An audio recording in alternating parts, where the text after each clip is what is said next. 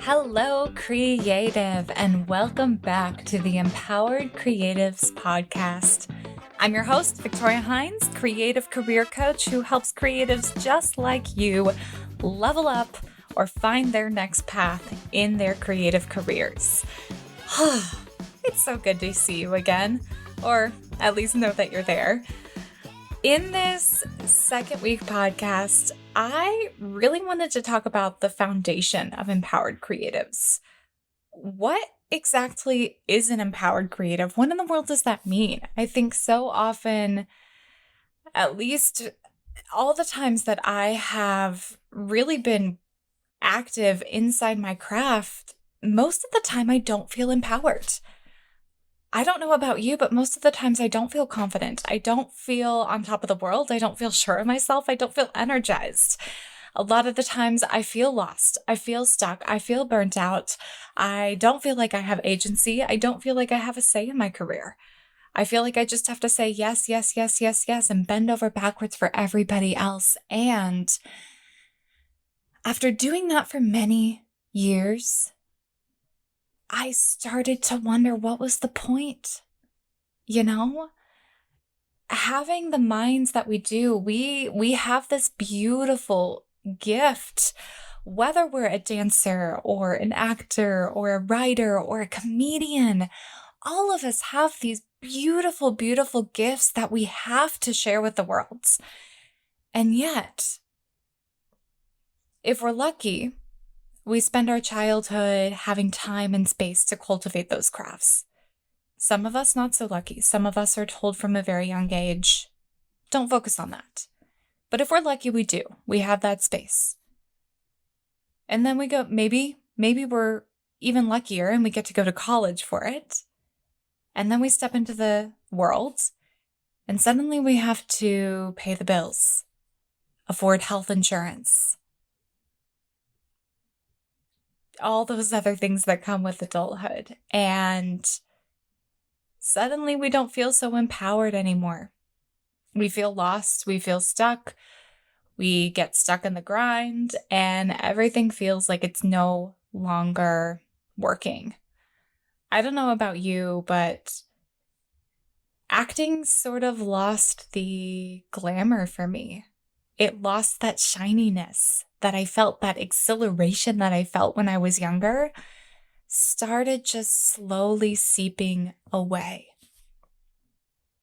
And in many ways, I look back at that path, at what I was doing, and I think there are things I could have done. I could have adjusted that would have put me into my own power in my career.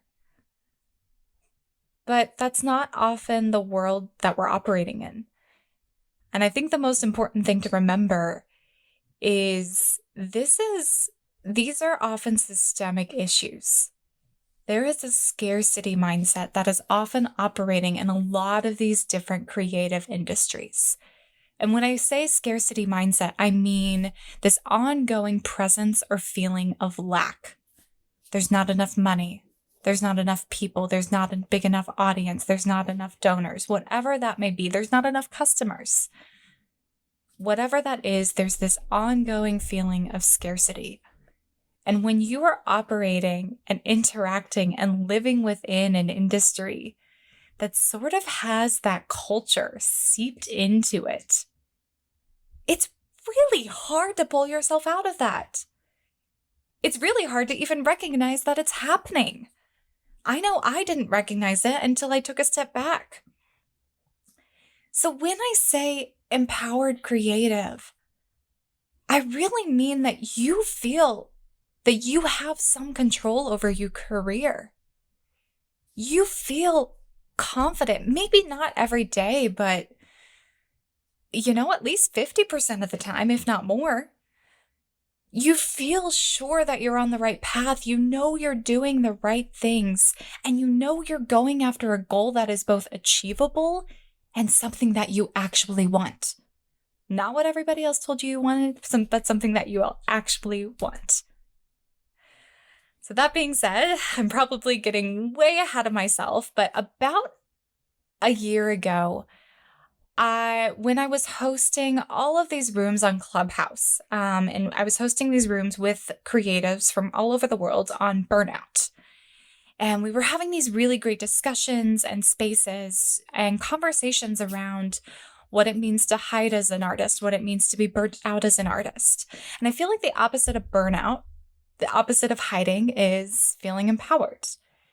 And one day I sat down with parchment paper and I think permanent markers on my floor, and the idea Empowered Creatives came to me. This was probably a year ago. It was a very long time ago, so before this podcast was even born. And I sort of just sat down and I was like, you know what? This is the mindset. This is the place that all of us as creatives would feel so much better about ourselves, feel so much stronger and confident in our opinions and our paths if we could operate from this mindset. And then I took a step back and I was like, what exactly are the pieces that lend themselves to feeling empowered as a creative? So that is what I'm going to share with you today on this podcast episode, is 4 things that define empowered creatives. Before I dive into that, I just wanted to put a quick note out there. I do actually have a bi-weekly newsletter. So if you are looking for tips, tricks, advice, if you're wanting that sort of every other week mindset shift or something you can do, that one thing delivered into your email inbox that you can try in your creative career, go ahead and head over to my website, www.victoriahines.com, and up at the top, the very top bar, you will see a place where you can sign up for my newsletter. So I definitely encourage you to do so. All right, with that being said, let's dive in, my friends. So 4 things that define empowered creatives. Number 1, empowered creatives define what success is for them. This one's a big one.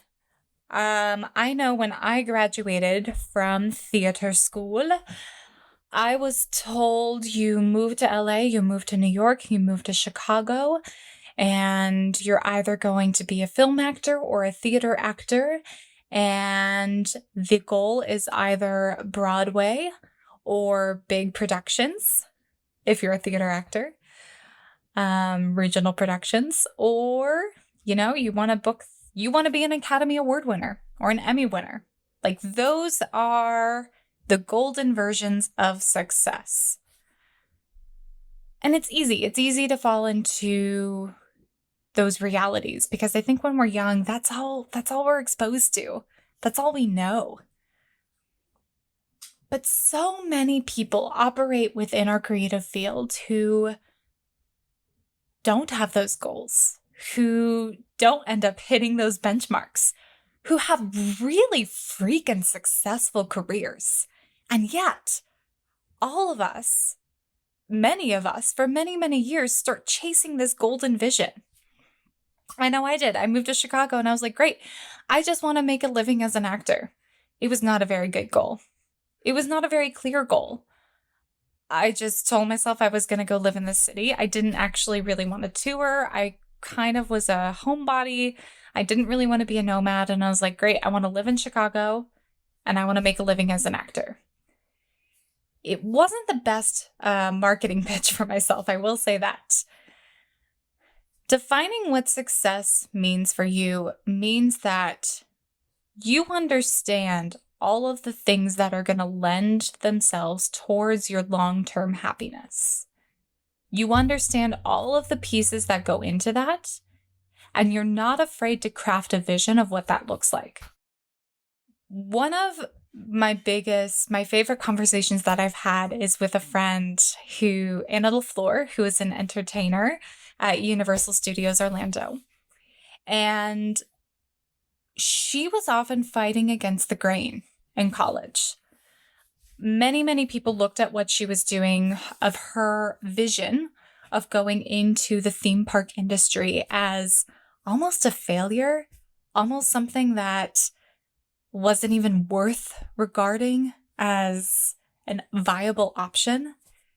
And yet, to this day, she is one of the happiest, most successful performers that I know.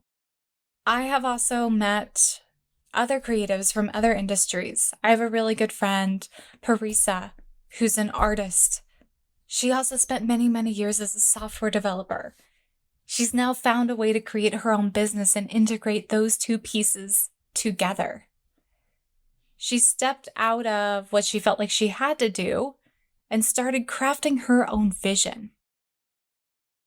Part of what defining what success looks like for you means not only do you know how to craft goals and strategies and know how to work towards those on a day-to-day basis, but it also means that you're not afraid to have that long-term vision of your life. You're not afraid to close your eyes and imagine, okay, in 5 to 10 years, this is what I want my life to look like. Not just my career, but my life. And my career is going to fit into it in this way. It's only when you know what you are wanting that you are able to start going after it. And the how will find itself to you along the way.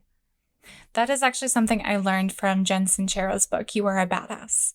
And to this day, it's one of my favorite quotes. But to repeat that, your job is to know what you want, not how you're going to get there. So number 2 is empowered creatives take ownership of their careers and craft.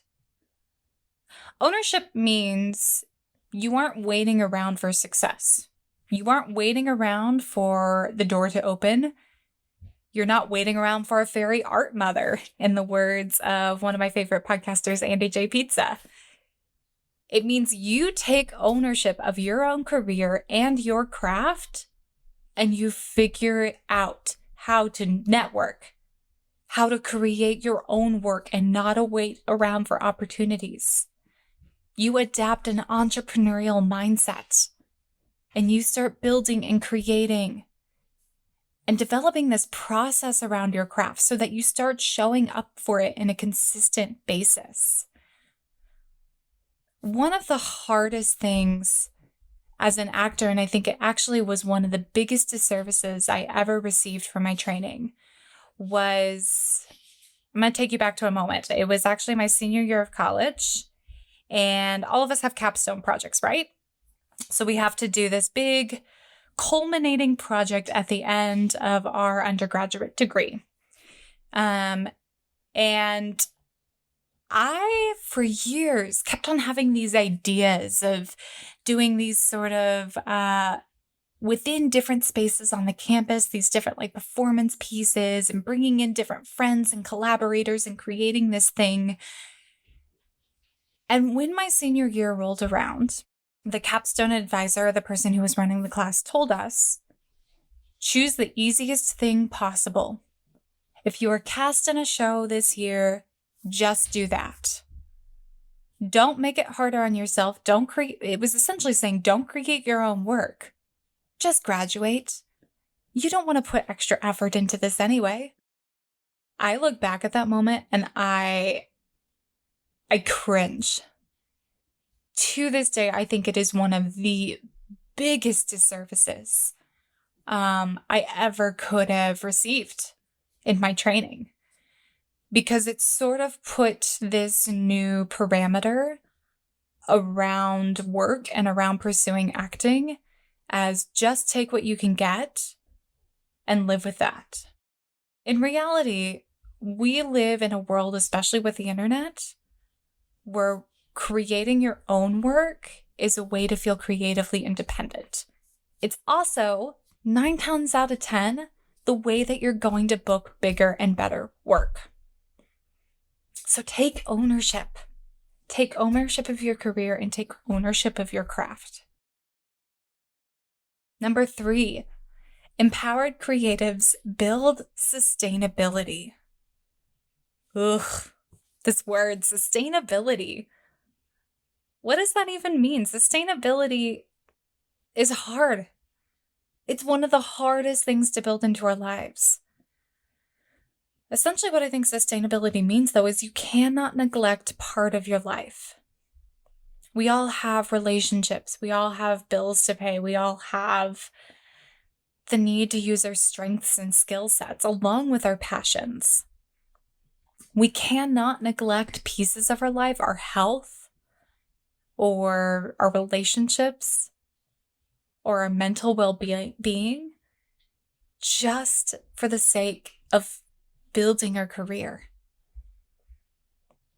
Something I also love to talk about, which I'm probably going to cover an episode later on about, is time, energy, and money. Those are the 3 resources that we are always in our lives trying to balance, trying to fight for, trying to figure out how they all piece together.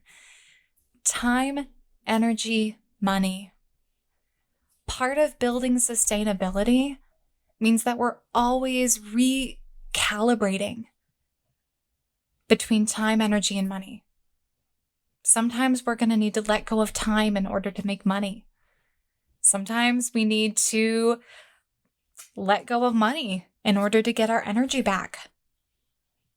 All of these things they're not always working against each other, but sometimes you might find yourself needing to give up one in order to get the other back. And that's oftentimes because one of them is more depleted than the other. And it just depends on the season of your life. The third part of building sustainability is investing, finding, and building community. None of us are meant to be artists or creatives on our own. Even if you're an introvert, we all need people to share our work with. People who help us be accountable to producing or being involved in the process. We also need community in order to share ideas and have those creative sparks that hit us. And if you can't find a community, and if you can't invest in a community, I highly recommend building one yourself. As simple as it may just even be, hey, this group of friends, we're going to meet up once a month. That's it. Make it simple, make it easy. But that community is going to help sustain you when times inevitably get really hard. So the 4th thing that defines an empowered creative is empowered creatives lean into joy.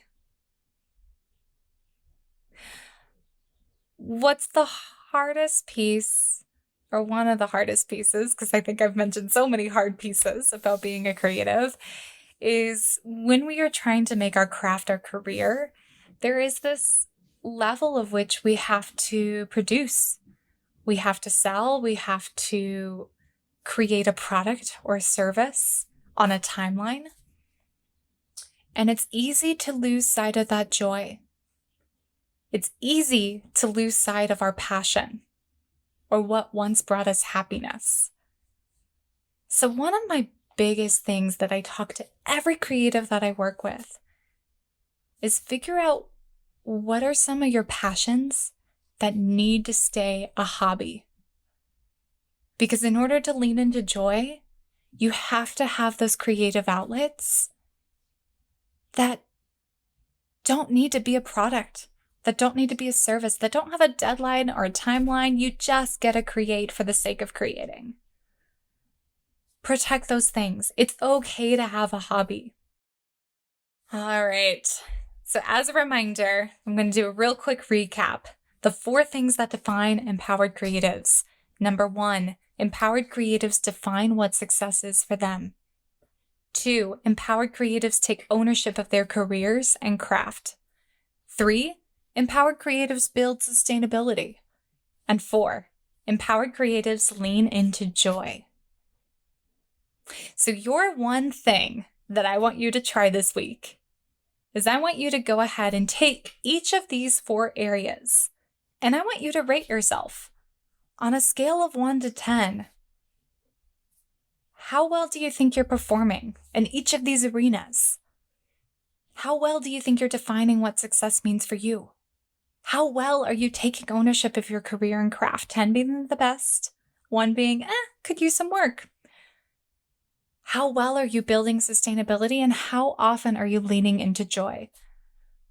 Go ahead and grab a journal, even if it's just a sheet of paper. Write down these 4 areas and rate yourself on a scale of 1 to 10. And then I want you to circle the one that needs your focus today. That's what you're going to focus on for the week ahead. How can you improve that one area? All right, if you're liking the podcast so far, here's my little call to action this week. Go ahead and share it with 3 of your friends who are feeling small, lost, or defeated in their careers. I don't know about you, but I always know that I have those few people in my life who are feeling not super confident, who are feeling pretty lost about what they're doing. Maybe I went to school with them, maybe I met them last week at a coffee shop, whoever that might be. I want you to go ahead and take this episode, grab the link, and text it or send it on Instagram or social media to 3 of your friends who might need to hear some of these strategies today. Because they deserve to feel just as empowered as you. Until the next time, I'll see you later, creative.